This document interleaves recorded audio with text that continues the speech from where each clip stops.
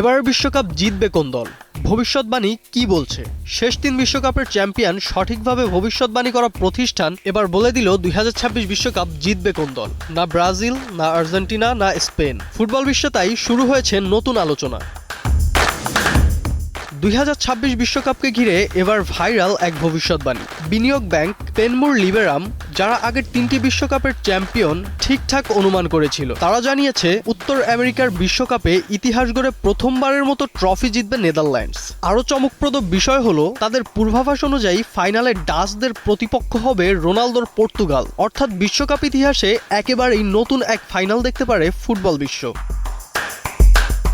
এই ভবিষ্যৎবাণী শুধুই আন্দাজে করা হয় না, নানা ধরনের বিশ্লেষণ, যেমন মাথাপিছু জিডিপি, জনসংখ্যা, জলবায়ু, স্বাগতিক সুবিধা আর ফিফা র্যাঙ্কিং সবকিছু পর্যবেক্ষণ করেই এই হিসাব দাঁড় করানো হয়।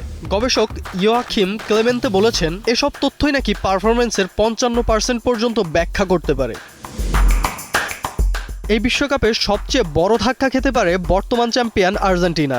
গ্রুপ পর্ব সহজেই পার হলেও কোয়ার্টার ফাইনালে গিয়ে পর্তুগালের কাছেই বিদায় নেবে মেসির দল, এমনটাই দাবি প্রতিবেদনের। অন্যদিকে ব্রাজিলের জন্য রয়েছে দুঃসংবাদ, তাদের নাকি রাউন্ড অফ ৩২-এই জাপানের কাছে হেরে বিদায় নিতে হবে, আর স্পেন ও ইংল্যান্ড থামবে সেমিফাইনালে।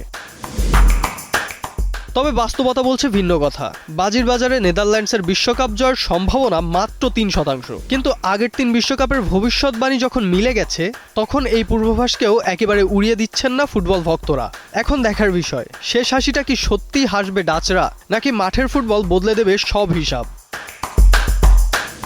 রাফসান মনি, নিউজ 24।